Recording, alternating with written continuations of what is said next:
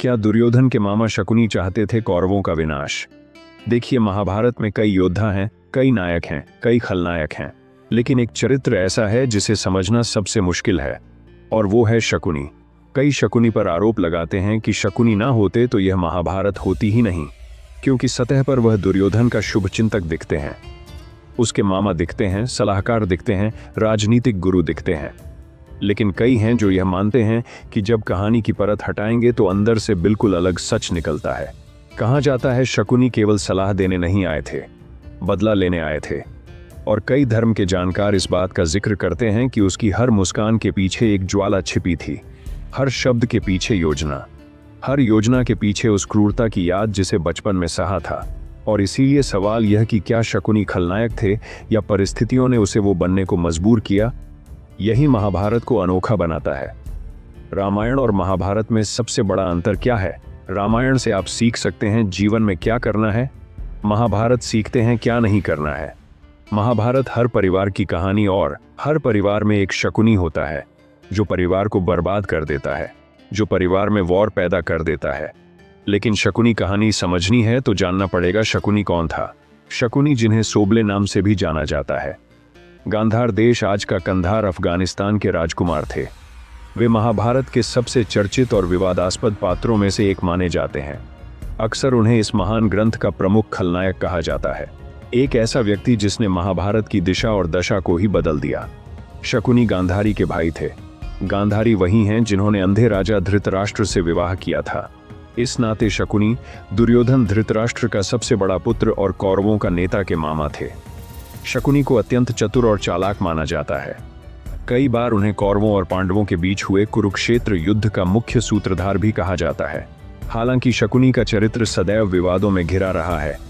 कई विद्वानों का मानना है कि वह उतने दुष्ट नहीं थे जितना उन्हें चित्रित किया गया है। तो असली शकुनी कौन था? क्या वह वास्तव में खलनायक था या परिस्थितियों का शिकार? क्या उसके भीतर कोई सकारात्मक पक्ष भी था जिसे समय और कथा ने अनदेखा कर दिया? या फिर यह केवल उसका और कुरुवंश का कर्म था जिसने उसे उस भूमिका में बांध दिया जहां वह कौरवों के पतन और विनाश का कारण बना? शकुनी का जीवन केवल एक षड्यंत्रकारी की कहानी नहीं, बल्कि कर्म, भाग्य और न्याय की गढ़ परतों से बुनी हुई एक गहरी कथा है। शकुनी का जन्म गांधार देश, जो आज का अफगानिस्तान है, में राजा सुबल के घर हुआ था।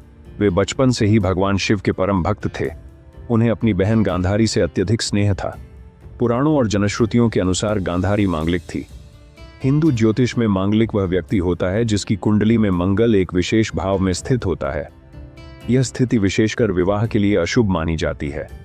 ऐसा माना जाता है कि यदि कोई मांगलिक व्यक्ति किसी अंगलिक से विवाह करता है तो उनके वैवाहिक जीवन में परेशानियां, असफलता या एक साथी की मृत्यु तक हो सकती है। हालांकि यदि दो मांगलिक एक दूसरे से विवाह करें तो यह दोष एक दूसरे को काट देते हैं। एक और मान्यता के अनुसार एक मांगलिक की शादी से उत्पन्न होने वाले दुष्प्रभावों को दूर करने के लिए एक विशेष पूजा या अनुष्ठान किया जाता है, जिसे कुंभ विवाह कहा जाता है। इस अनुष्ठान में मांगलिक व्यक्ति का विवाह एक केले के पेड़, पीपल के पेड़, चांदी या सोने की भगवान विष्णु की मूर्ति या कभी कभी किसी बलि के पशु से कराया जाता है। किंवदंती है कि गांधारी का विवाह सबसे पहले एक बकरे से कराया गया था और उस विवाह के बाद बकरे की बलि दी गई। इसके बाद ही उनका विवाह हस्तिनापुर के अंधे राजकुमार धृतराष्ट्र से संपन्न हुआ, जो अमांगलिक थे। गांधारी के परिवार ने यह उपाय इस विश्वास से किया कि कुंभ विवाह के बाद धृतराष्ट्र से उनका विवाह सुरक्षित और दोष रहित रहेगा। यह घटना शकुनी के जीवन में एक महत्वपूर्ण मोड़ थी, एक ऐसा क्षण जिसने भविष्य की घटनाओं की नींव रखी। गांधारी के पहले विवाह की घटना धृतराष्ट्र को बहुत बाद में पता चली। जब उन्हें यह हुआ कि गांधारी का पहले एक बकरे से विवाह हुआ था तो वे अत्यंत क्रोधित हो उठे। उनके अनुसार यह विवाह एक प्रकार से उन्हें गांधारी का दूसरा पति बना देता था, जो उनके सम्मान और आत्मसम्मान के विपरीत था। इस अपमान का बदला लेने के लिए धृतराष्ट्र ने कठोर निर्णय लिया। उन्होंने गांधारी के पूरे परिवार, जिसमें राजा सुबल भी शामिल थे, को कारागार में डाल दिया। क्रूरता की पराकाष्ठा यह थी कि उन्हें धीरे धीरे भूखा मारने की योजना बनाई गई। सभी कैदियों को प्रतिदिन केवल एक मुट्ठी चावल खाने के लिए दिया जाता था। राजा सुबल को यह भली भांति झा इस भोजन से उनका परिवार अधिक दिन जीवित नहीं रह पाएगा। तब उन्होंने एक निर्णायक कदम उठाया। उन्होंने अपने सबसे छोटे पुत्र शकुनी से कहा कि वह अकेला ही सारा भोजन ग्रहण करें। ताकि कम से कम वह जीवित रह सके और अपने परिवार की मृत्यु का प्रतिशोध ले सके। और उस क्षण एक पिता ने अपने बेटे के जीवन को एक उद्देश्य दे दिया। ये उद्देश्य उसके शरीर और आत्मा में सदा के लिए अंकित हो जाए। इसके लिए राजा सुबल ने शकुनी की टांग मरोड़ दी, जिससे वह जीवन भर लंगड़ा कर चलता रहा। यही विकलांगता शकुनी के व्यक्तित्व की एक स्थायी पहचान बन गई। एक ऐसा व्यक्ति जो पीड़ा में पला बदले की आग में जला और अंततः इतिहास का सबसे चालाक और विवादित पात्र बन गया। अपने अंतिम समय में जब राजा सुबल जीवन की अंतिम सांसें ले रहे थे, तब उन्होंने धृतराष्ट्र से एक अंतिम विनती की। उन्होंने अनुरोध किया कि उनके सबसे छोटे पुत्र शकुनी को स्वतंत्र कर दिया जाए और उसका पालन पोषण तथा देखभाल की जाए। इसके बदले में उन्होंने वचन दिया कि शकुनी जीवन भर धृतराष्ट्र के पुत्रों की रक्षा करेगा और सदैव उनका साथ देगा। उस समय तक धृतराष्ट्र के 100 पुत्र और एक पुत्री हो चुके थे। अपने ससुर की करुण अवस्था और वृद्धावस्था को देखकर धृतराष्ट्र का हृदय कुछ नरम पड़ा। उन्होंने राजा सुबल की अंतिम इच्छा का मान रखते हुए शकुनी को मुक्त करने और उसकी देखभाल करने का वचन दे दिया। लेकिन शायद धृतराष्ट्र नहीं जानते थे कि यही निर्णय भविष्य में महाभारत की सबसे विनाशकारी घटनाओं का आधार बनने वाला था। जैसा कि राजा सुबल ने चाहा था, शकुनी जीवित बच गया, लेकिन वह केवल जीवित नहीं रहा, बल्कि अपने परिवार की मृत्यु का प्रतिशोध लेने की प्रतिज्ञा के साथ शंख बचा। उसने पूरे कुरुवंश से बदला लेने की ठान ली। ऐसा माना जाता है कि शकुनी ने अपने पिता के शव की हड्डियों, विशेष रूप से जांघ की हड्डी और रीढ़ की हड्डी से विशेष पासे जुए के पांव से बनाए। यही पासे उसने भविष्य में पांडवों के विरुद्ध आयोजित कुख्यात चौपड़ के खेल में प्रयोग किए, जिसमें वह उन्हें छलपूक हरा पाया। कहा जाता है कि इन पासों में जादुई शक्ति थी, क्योंकि उनमें उसके पिता की आत्मा निवास करती थी।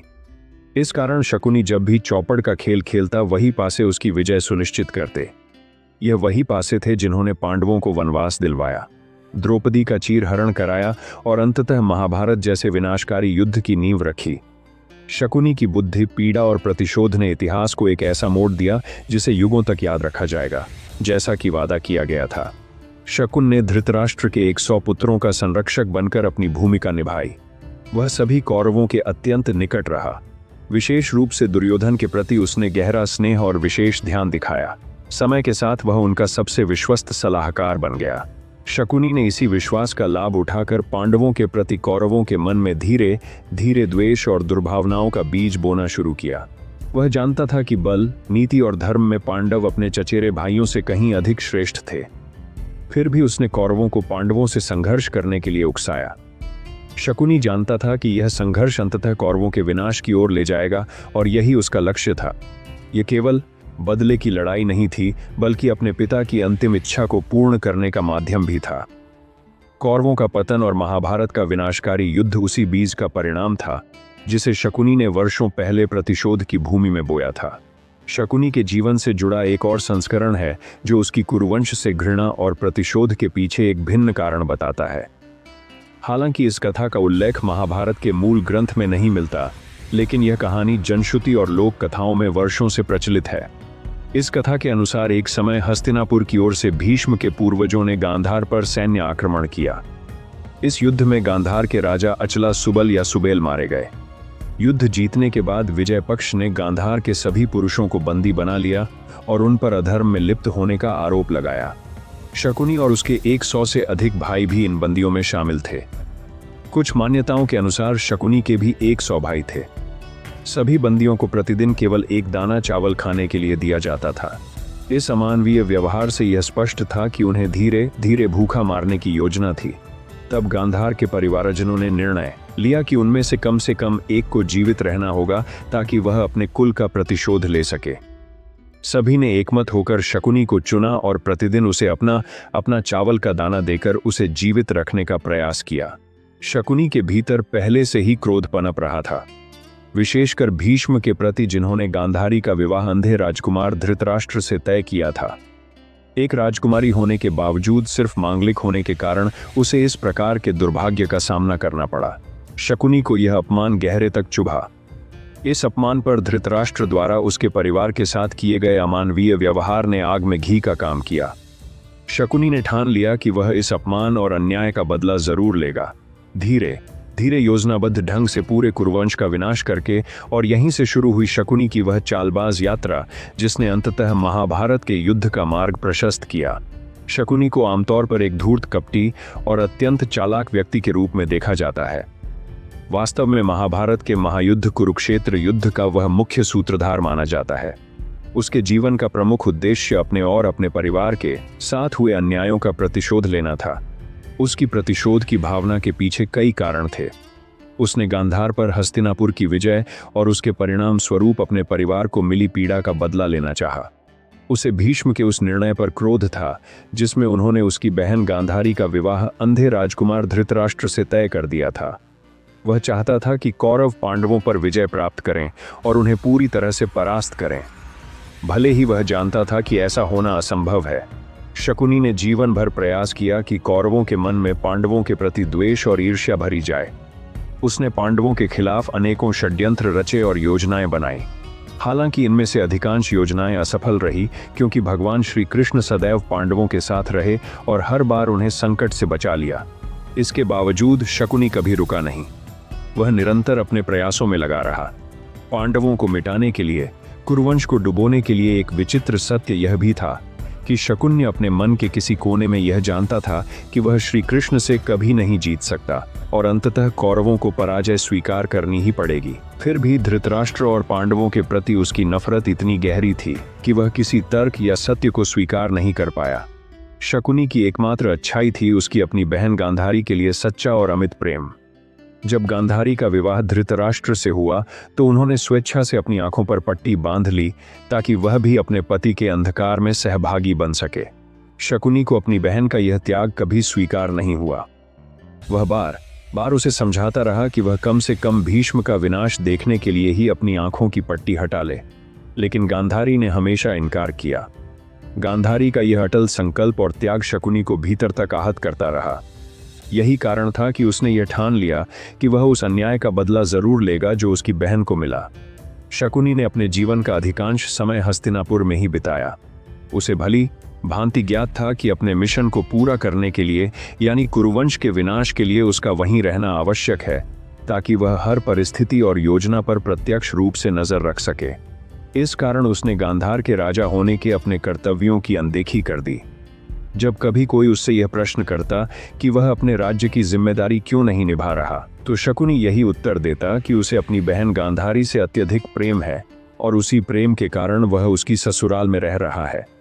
लेकिन सच्चाई यह थी कि उसका हस्तिनापुर में बने रहना उसके गहरे द्वेष और प्रतिशोध की भावना का परिणाम था। वह कुरुवंश से इतनी घृणा करता था कि उसे नष्ट करने की जिद ही उसे वहां रोके हुए थी। ये बात आज भी रहस्य बनी हुई है कि वर्षों तक शकुनी को हस्तिनापुर में क्यों रहने दिया गया, जबकि उसके पिता की मृत्यु और उस परिवार के साथ हुए अन्याय सब कुछ ज्ञात थे। हस्तिनापुर के बुजुर्ग और विद्वान भली भांति जानते थे कि शकुनी अत्यंत चालाक, कपटी और षड्यंत्रकारी है। फिर भी उन्होंने उसे महल में रहने की अनुमति दी। ये बात उस समय की सामाजिक मर्यादाओं के भी विपरीत थी, क्योंकि किसी पुरुष का अपनी बहन के ससुराल में लंबे समय तक रहना प्रतिष्ठा के अनुकूल नहीं माना जाता था। और तो और शकुनी गांधार का राजा था। ऐसे में उसे अपने राज्य लौटकर प्रजा की सेवा करनी चाहिए थी, ना कि दूसरे राज्य में निवास करना चाहिए था। इस विरोधाभास और उसकी उपस्थिति को लेकर उठते प्रश्न शकुनी के चरित्र को और अधिक रहस्यमयी और भयावह बनाते हैं। यही रहस्य उसकी खलनायक छवि को और अधिक गहरा और प्रभावशाली बना देता है। एक ऐसा व्यक्ति जो मुस्कुराहट के पीछे विनाश की योजना छिपाए बैठा था। जैसा कि पहले बताया गया है, शकुनी ने अपने पिता की अस्थियों से विशेष पासे जुए के पांव से बनाए थे। कहा जाता है कि इन्हीं पांसों की वजह से वह हर बार जुए में जीतता था, क्योंकि उन पांसों में उसके पिता की आत्मा वास करती थी। यही आत्मा हर बार उसकी चालों को नियंत्रित करती और उसे विजय दिलाती। हालांकि यह सुनना थोड़ा असंभव प्रतीत होता है कि शकुनी ने वास्तव में अपने पिता के शरीर को चीरकर उनकी हड्डियां निकाली हो, लेकिन इस कहानी से यह अवश्य समझा जा सकता है कि वह हर बार जुए का खेल क्यों जीतता था। महाभारत का चौसर का खेल जुए की सभा इस महाकाव्य की सबसे निर्णायक घटनाओं में से एक है, और इस जादुई पासों की कथा उस घटना को और भी रहस्यमयी बना देती है। हालांकि मूल महाभारत ग्रंथ में इस कथा का कोई उल्लेख नहीं मिलता। कई विद्वानों का मानना है कि यह कहानी बाद के समय में कुछ लेखकों द्वारा घड़ी गई थी।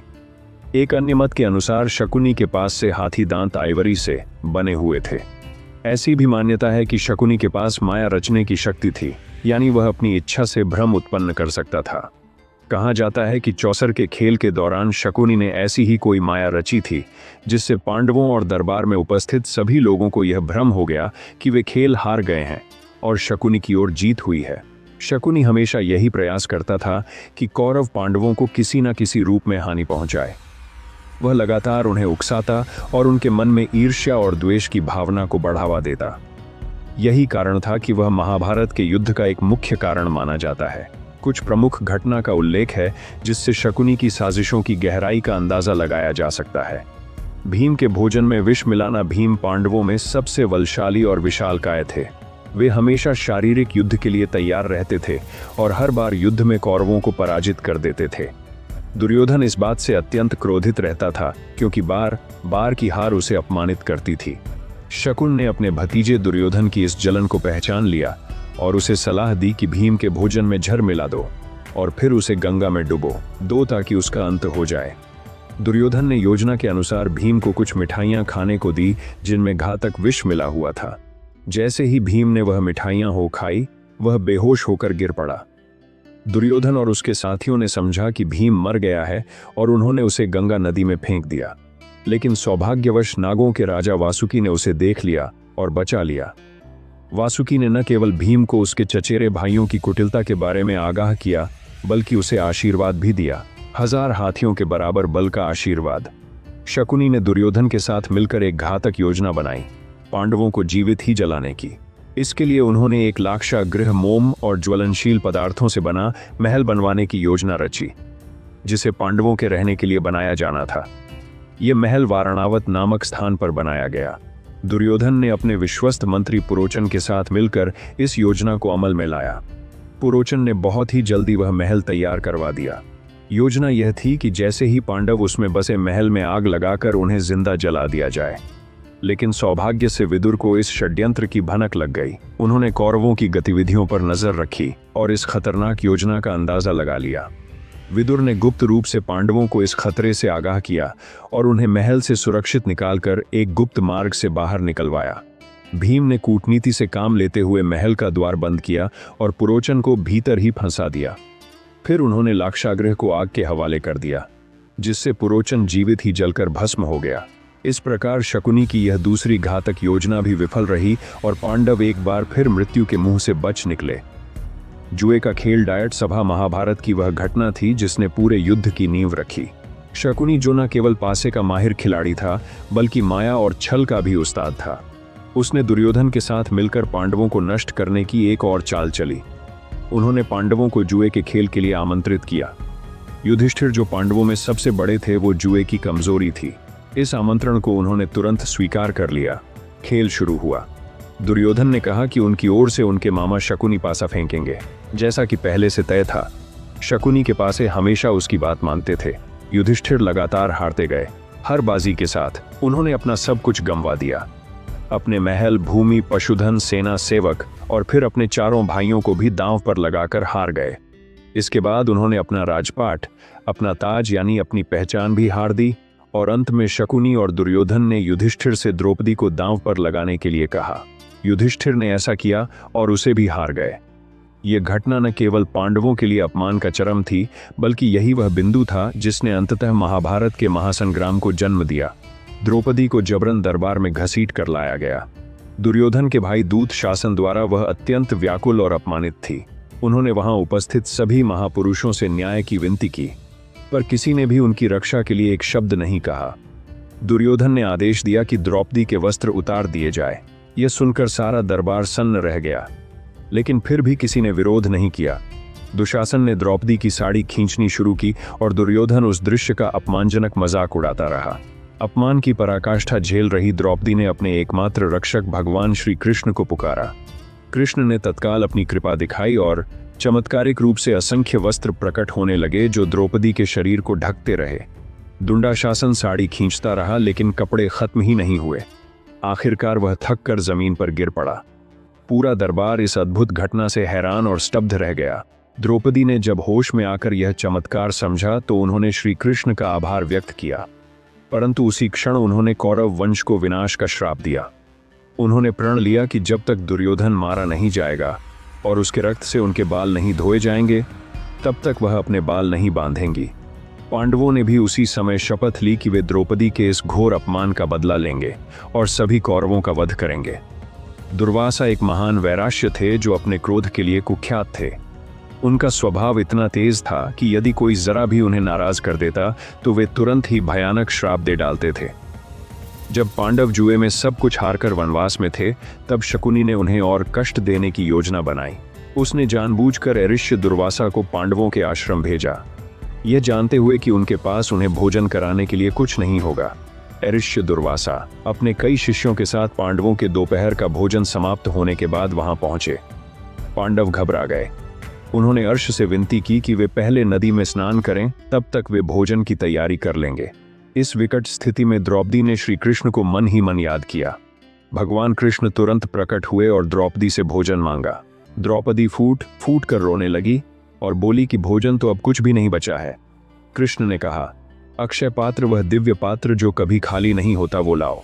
द्रौपदी ने जैसे ही पात्र देखा, उसमें अमरनाथ का एक पत्ता चिपका हुआ मिला। कृष्ण ने वह पत्ता खा लिया और थोड़ा जल पिया। फिर मुस्कुराते हुए बोले, अब चिंता मत करो, सब ठीक होगा।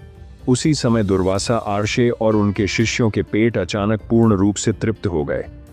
उन्हें ऐसा लगा जैसे उन्होंने भोजन कर लिया हो और अब कुछ भी खाना संभव नहीं। उन्हें चिंता हुई कि यदि वे पांडवों द्वारा बनाए गए भोजन को ना खाएं तो कहीं पांडव अपमानित ना महसूस करें। इसलिए वे चुपचाप वहां से चले गए और फिर कभी उस आश्रम में लौटे नहीं। इस प्रकार श्री कृष्ण ने एक बार फिर द्रौपदी और पांडवों की लाज बचाई और आरश्री दुर्वासा के श्राप से उन्हें बचाया। शकुनी ने पांडवों के विरुद्ध अपनी चालबाजियां युद्ध से पहले और युद्ध के दौरान भी जारी रखी। कुरुक्षेत्र युद्ध के प्रारंभ से पहले उसने दुर्योधन को एक नई रणनीति सुझाई। उसने कहा कि वह राजा शल्य से मित्रता करें, जो माद्री नकुल और सहदेव की माता के भाई और पांडु के साले थे। राजा शल्य एक अद्वितीय योद्धा थे। उन्हें एक वरदान प्राप्त था। जैसे जैसे युद्ध में आक्रामकता बढ़ती, वे और अधिक शक्तिशाली हो जाते। वे एक कुशल धनुर्धर और गधा युद्ध के माहिर योद्धा थे, जिनका सम्मान उनके शत्रु और मित्र दोनों करते थे। शकुनी ने दुर्योधन को सुझाव दिया कि वह शल्य और उनकी विशाल सेना के लिए एक शानदार भोज का आयोजन करें, ताकि वे उसे युधिष्ठिर समझकर प्रसन्न हो जाए। शल्य ने यही समझा कि युधिष्ठिर ने उनकी इतनी अच्छी सेवा की है, इसलिए उन्होंने कुरुक्षेत्र युद्ध में अपने योगदान की प्रतिज्ञा दुर्योधन को दे दी। बाद में जब उन्हें पता चला कि वे धोखे का शिकार हुए हैं, तो वे युधिष्ठिर से मिलने पहुंचे और उनसे क्षमा मांगी। साथ ही यह वादा किया कि युद्ध के दौरान जब वे कर्ण के सारथी बनेंगे, तब वे कर्ण का उत्साह गिराने की भरपूर कोशिश करेंगे। हालांकि शल्य ने युद्ध में पांडवों की सेना को भारी क्षति पहुंचाई और कई योद्धाओं की मृत्यु का कारण बने, लेकिन युद्ध के अंतिम चरण में युधिष्ठिर ने उनसे भाले के युद्ध में भिड़कर उन्हें मार डाला। राजा शल्य की मृत्यु ने कौरवों की मनोबल को तोड़ दिया और उनकी सेना का एक बड़ा भाग भयवश पीछे हटने लगा। इस प्रकार शकुनी की एक और योजना अंततः कौरवों के पतन का कारण बन गई। महाभारत के युद्ध के दौरान शकुनी ने दुर्योधन के साथ मिलकर अभिमन्यु की हत्या की साजिश रची। अभिमन्यु अर्जुन और सुभद्रा के पुत्र, भगवान श्री कृष्ण के भांजे और मत्स्य देश की राजकुमारी उत्तरा के पति थे। उन्होंने अपने पिता अर्जुन और पितामह इंद्र से वीरता और युद्ध कौशल प्राप्त किया था। अभिमन्यु केवल 16 वर्ष के थे, फिर भी उन्होंने कुरुक्षेत्र युद्ध में हिस्सा लेने का निर्णय लिया।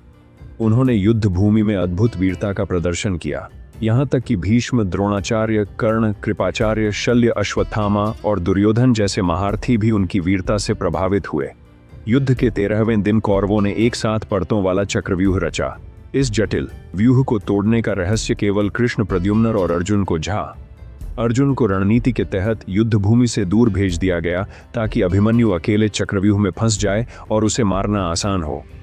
अभिमन्यु को पता था कि उसे चक्रव्यूह में प्रवेश करने का तरीका तो आता है, पर बाहर निकलने का नहीं। फिर भी वह वीरता से आगे बढ़ा और व्यूह में घुसते ही उसने कौरवों की सेना में भारी तबाही मचा दी। उसने कई महारथियों को चकित कर दिया, लेकिन अंततः कौरवों ने नीचता की सारी हदें पार कर दी। शकुनी ने पीछे से उस पर वार किया और फिर सभी महारथियों ने मिलकर उस वीर बालक पर हमला किया, जब तक कि वह भूमि पर गिरकर वीरगति को प्राप्त नहीं हो गया। अभिमन्यु की निशंस हत्या ने पांडवों के हृदय में अग्नि जला दी और यही घटना युद्ध को और भी अधिक क्रूर और निर्णायक बना गई। दत्त क्रीड़ा में जिस प्रकार शकुनी और कौरवों ने पांडवों का अपमान किया, उसके बाद पांडवों ने संकल्प लिया कि वे उन सभी को मृत्यु देंगे। उनकी प्रतिज्ञा में विशेष रूप से शकुनी का वध करना सबसे महत्वपूर्ण था, क्योंकि वह उसे सारी घटनाओं का मुख्य सूत्रधार मानते थे। वह लगातार अवसर की तलाश में थे कि कब शकुनी को मार सकें, परंतु शकुनी हर बार अपनी चालाकी और चतुराई से बच निकलता। वह युद्ध के अंतिम दिन तक जीवित रहा। उसने देखा कि भीष्म पितामह शरशैया पर गिर पड़े, द्रोणाचार्य का सिर धड़ से अलग कर दिया गया, कर्ण अन्यायपूर्वक मारा गया। जब वह रथ का पहिया निकालने में व्यस्त था, दुशासन को भीम ने मार डाला और कौरव सेना का लगभग अंत हो चुका था। अब केवल दुर्योधन शेष बचा था। शकुनी जानता था कि शल्य भी शीघ्र मारा जाएगा और उसके बाद उसकी स्वयं की मृत्यु भी निश्चित है, पर एक संतोष उसके मन में था कि जिस बदले की आग वह वर्षों से दिल में लिए फिर रहा था, वह बदला पूरा हो चुका था। उसका लक्ष्य कौरव वंश को नष्ट करना था और वह पूरा हो गया। 18वें दिन युद्ध के पेनल्टीमेट दिन सहदेव का सामना शकुनी से हुआ। शकुनी ने सहदेव से कहा, अब मैं इस बोझ के साथ और नहीं जी सकता। मुझे इस युद्ध भूमि पर मृत्यु स्वीकार है, जहां भीष्म, कर्ण, द्रोण जैसे महायोद्धा वीरक्ति को प्राप्त हुए। इतना कहकर शकुनी ने धनुष उठाया और सहदेव पर बाण चलाने लगा। उसे पता था कि मरना है, इसलिए वह सहदेव को उत्तेजित कर रहा था कि वह उसे मार डाले। एक संक्षिप्त युद्ध के बाद सहदेव ने अपने बाण से शकुनी का सिर धड़ से अलग कर दिया। इस तरह शकुनी का अंत हुआ, अधर्म और छल का अंत। शकुनी के वंशजों में एक महान योद्धा था, अंबी कुमार, जो गंधार का राजा था और रामायण के भरतवंश का वंशज भी था। उसी की आयु में वह चाणक्य और चंद्रगुप्त मौर्य के साथ तक्षशिला में शिक्षा प्राप्त कर रहा था। बाद में चंद्रगुप्त मौर्य ने ही अंबु कुमार को पराजित कर मार डाला और स्वयं मौर्य साम्राज्य का सम्राट बना। शकुनी से जुड़ी कुछ कम जानी पहचानी बातें। शकुनी को पांडवों से कोई व्यक्तिगत दुश्मनी नहीं थी। वास्तव में उसका असली क्रोध भीष्म पितामह पर था, क्योंकि वही वह व्यक्ति थे जिनके कारण गांधारी को अंधे धृतराष्ट्र से विवाह करना पड़ा और जीवन भर त्याग सहना पड़ा। इसके अलावा भीष्म के पूर्वजों ने गांधार राज्य को नष्ट किया था और शकुनी के परिवार को कैद में रखकर यातनाएं दी थी। यही कारण था कि शकुन कुर वंश से प्रतिशोध लेना चाहता था। उसे मालूम था कि दुर्योधन पांडवों के सामने कुछ नहीं है, फिर भी उसने अपने भांजे को भड़काया ताकि वह अपने मिशन में सफल हो सके। इस दृष्टि से देखा जाए तो शकुनी को शायद दुर्योधन से उतना प्रेम नहीं था जितना वह दिखाता था। उसने सुबल की अंतिम इच्छा को पूरा कर दिया। हस्तिनापुर का कौरव वंश समाप्त हो चुका था। धृतराष्ट्र का परिवार उसी पीड़ा में नष्ट हो गया जो गंधार को दिया था। आज शकुनिक को इतिहास खलनायक कहता है, लेकिन कहानी असली उससे गहरी है। वो महाभारत का सबसे चतुर चरित्र था, लेकिन सबसे पीड़ित था। वो दुर्योधन को नहीं, अपने अतीत को हराने आया था। उसने प्रतिशोध लिया, लेकिन उस बदले की आग में न केवल कौरव जले, पांडव भी घायल हुए और अंत में वो भी खुद उसी आग का शिकार बना। उसकी कहानी बताती है कि अपमान लौटाया जा सकता है, न्याय पाया जा सकता है। आपको यह कहानी अच्छी लगी तो हमारे चैनल को ज़रूर सब्सक्राइब करें और ऐसी कोई और कहानी सनी हो कमेंट सेक्शन में लिखिए। जय श्री कृष्णा।